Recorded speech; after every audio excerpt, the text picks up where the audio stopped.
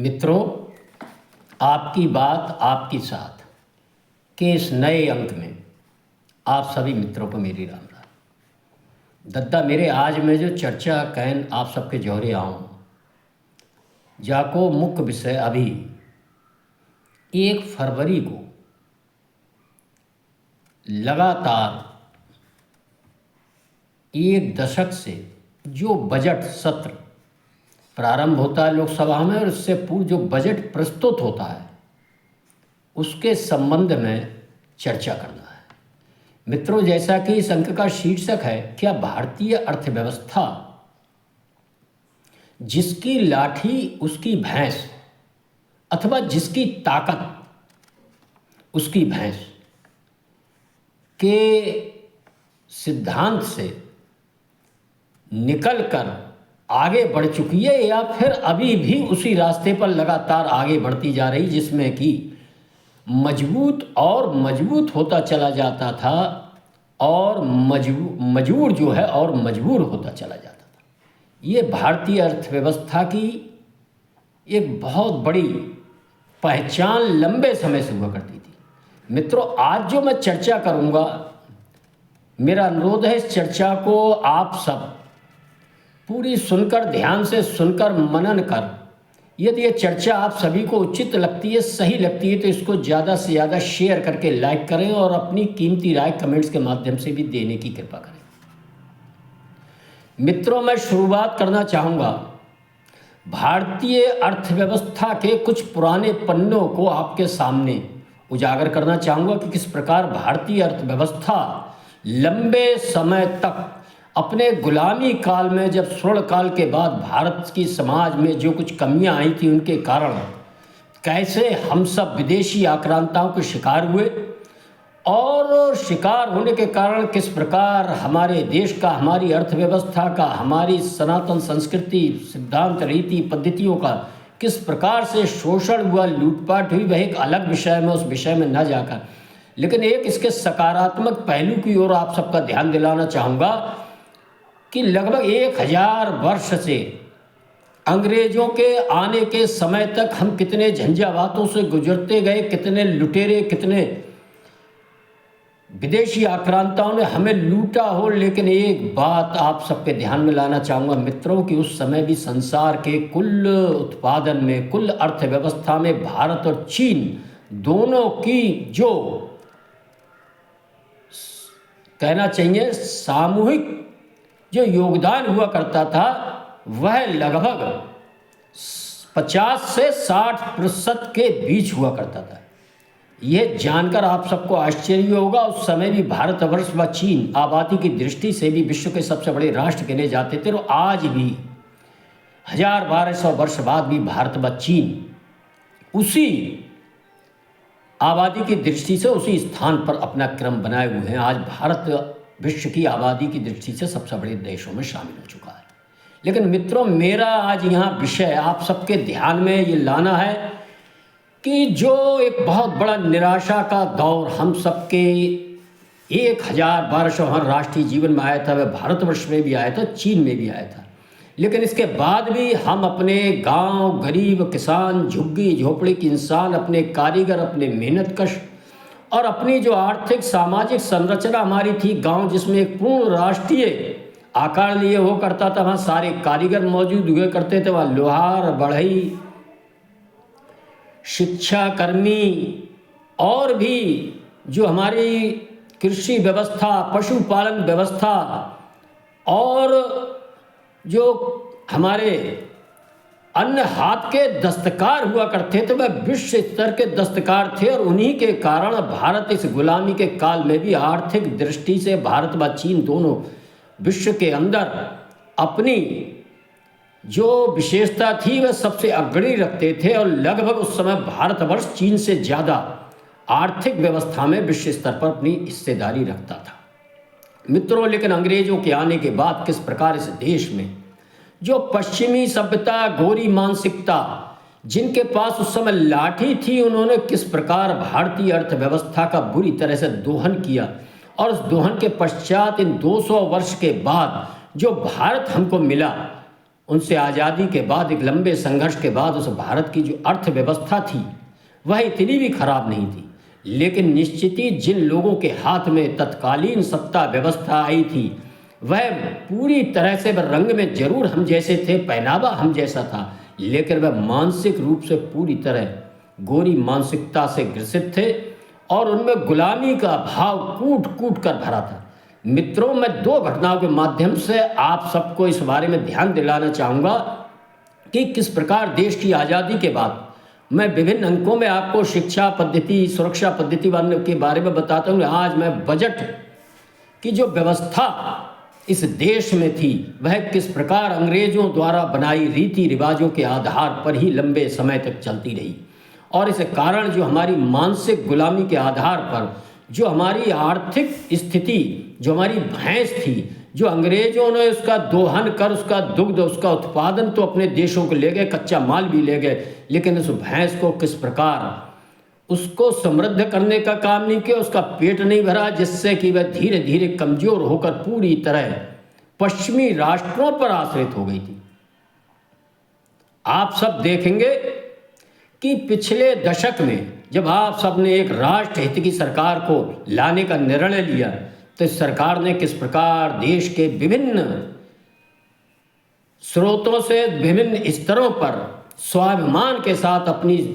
स्व अभिमान को आगे रखकर अपनी रीति रिवाज सिद्धांतों को आगे बढ़ने का काम किया, और विश्व के अंदर जो लाठी वाले देश थे, वह चाहे अमेरिका हो, चाहे चीन हो, चाहे अन्य इंग्लैंड, जर्मनी, जापान, जो भी देश रहे हों, उनके साथ उनके सामने तनकर खड़े होने का निर्णय लिया। उसका परिणाम आज एक दशक बाद ये वर्तमान समय में बजट प्रस्तुत हुआ है, उसके परिणाम आप सब देख रहे होंगे। देश के गांव-गांव, गली-गली, देश के गलियारों, देश के उद्योग धंधों और देश के जो कामगार वर्ग के लोग हैं, गरीब लोग जो कहे जाते थे, गांव में रहते थे, जिनको बजट के नाम पर एक झुंझुना पकड़ाया जाता था, आज सुनिश्चित तरीके से बजट की प्रावधान केवल कागजों में नहीं, उनके जीवन में भी उजियारा बिखेरने का काम कर रहे हैं। और इस कारण ही भारतवर्ष विश्व के अंदर अर्थव्यवस्था के अंदर अपने चौथे स्थान पर पहुंच चुका और बहुत शीघ्र ही हम देखेंगे वह तीसरे स्थान पर आ जाएगा। मित्रों, मैं आप सबका ध्यान फिर दिलाना चाहता हूं, जो 1200 वर्ष से अंग्रेजों के आने तक भारतवर्ष विश्व की अर्थव्यवस्था में प्रमुख स्थान रखता था। 25 से 30% उसकी हिस्सेदारी थी और इतनी ही इससे कम चीन की भी थी। लेकिन मित्रों, चीन ने सन 1980 के बाद अपने स्वाभिमान के साथ अपने राष्ट्रीय हितों को आगे बढ़ने का जो निर्णय लिया, और इस कारण चीन तो लगभग प्राचीन समय की 1200 वर्ष की विश्व की जो आर्थिक हिस्सेदारी थी वह प्राप्त कर चुका है आज चीन कहीं ना कहीं। मित्रों, चीन 25% से अपनी हिस्सेदारी आगे बढ़ा चुका है, लेकिन एक भारतवर्ष है वह इस दशक से पहले उसकी कहीं हिस्सेदारी नहीं होती थी, 50 राष्ट्रों में भी उसका नाम नहीं होता। लेकिन आप सबको जानकर हर्ष होगा, इसे एक दशक में भारतीय अर्थव्यवस्था पूरी तरह लाठी वालों के हाथ से निकलकर भारतीय अर्थव्यवस्था रूपी भैंस किस प्रकार मजबूती के साथ कदम बढ़ा चुकी है, और अपने उत्पादन, अपनी मेहनत और अपने स्वाभिमान के साथ आज वह भारत भी विश्व अर्थव्यवस्था में, जैसा कि मैंने बताया, चौथे पायदान पर आ चुका है। नंबर 1 पर निश्चित ही अमेरिका है, इसके बाद चीन है, इसके बाद जर्मनी और भारत है। आप सब देखेंगे शीघ्र ही अपनी इन्हीं नीतियों के कारण, आखिर इन नीतियों में कहाँ परिवर्तन आया, इन प्रतीक चिन्हों की बात करके मैं अपने इस अंक में अपनी वाणी को विराम दूंगा। मित्रों, आप सब ध्यान देंगे, हम भी सब बचपन से देखते थे कि ये जो बजट प्रस्तुत हुआ करता था, आखिर वह शाम को 5 बजे क्यों हुआ करता था। आप जरा मानसिक गुलामी का उस समय की सरकारों का हाल देखें कि जिस प्रकार अंग्रेज अपनी सुविधा अनुसार इस बजट को प्रस्तुत किया करते थे शाम को 5 बजे, जब भारतवर्ष 10-11 बजे तक प्रस्तुत हुआ था, पूरा देश सोता था, उस बजट को कोई सुनता नहीं था, कोई जुड़ा नहीं था। वह केवल इसलिए किया जाता था कि वह अंग्रेजों के लिए संबोधित बजट हुआ करता था, पश्चिमी राष्ट्रों के लिए संबोधित होता था, जिनकी लाठी बड़ी मजबूत हुआ करती थी। इस कारण, क्योंकि वहाँ सुबह के 10 बज रहे होते, वह दफ्तर में लोग बैठे होते थे, संसद में बैठकर अपनी सुविधा के अनुसार भारत का बजट सुना करते थे। इसीलिए भारत में बैठे जो काले अंग्रेज थे उन्होंने देश की आज़ादी के बाद भी इस बजट की परिपाटी को बदला नहीं और वह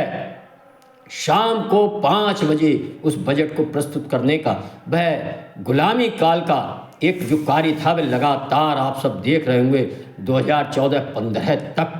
लागू रहा था। ये छोटी छोटी बातें हमको बताती हैं कि हम सब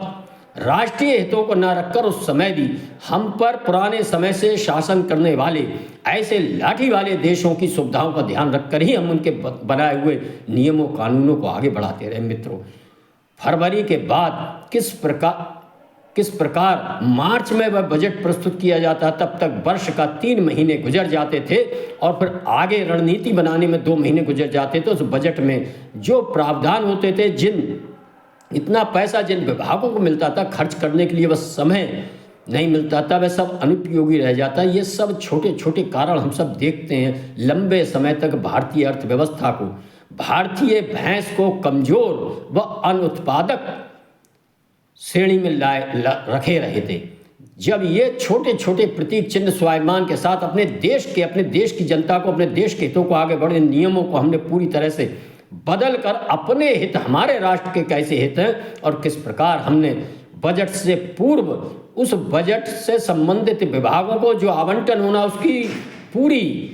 रणनीति, पूरी सारी प्लानिंग रखकर करने का निर्णय लिया और बजट में जो प्रावधान किया गया था उसका 100% उपयोग कैसे, इन सब बातों को हमने इस बजट को 1 माह और पीछे लाकर फरवरी के प्रथम दिन प्रस्तुत करने का सुबह 10 बजे जो निर्णय लिया, ये हम सबको समझ में आना चाहिए। इन छोटे छोटे निर्णयों से किस प्रकार आज भारतीय अर्थव्यवस्था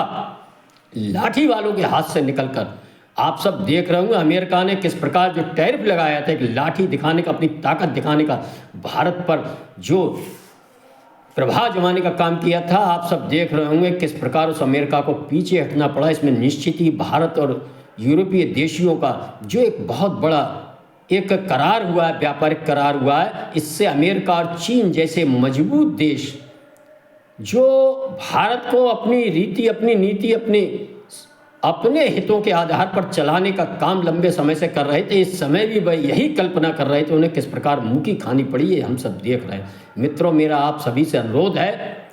कि इस अंक में मैंने आपको भारतीय बजट के बारे में, भारतीय अर्थव्यवस्था के बारे में, विश्व के अंदर उसकी क्या स्थिति थी 1012 वर्षों से, उस स्थिति को प्राप्त करने की ओर किस प्रकार वर्तमान सरकार 2047 तक कि हमारा जो राष्ट्रीय जो उत्पादन था वह विश्व के अंदर 30% से ऊपर किस प्रकार पहुँचे, उस ओर वर्तमान सरकार लगी हुई है।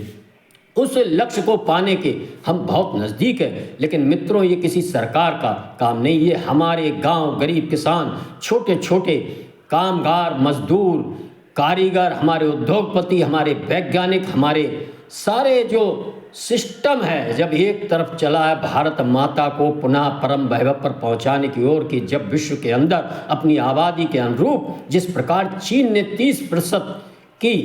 जो क्षमता थी उसकी विश्व उत्पादन में पहले से, वह प्राप्त करने जा रहा है। भारत भी बहुत ज़्यादा पीछे नहीं है। आने वाले समय में हम सब देखेंगे, यदि हम कटे नहीं, हम बटे नहीं और अपने लक्ष्य को हम आँखों से हमने ओझल नहीं होने दिया, तो भारत वर्ष भी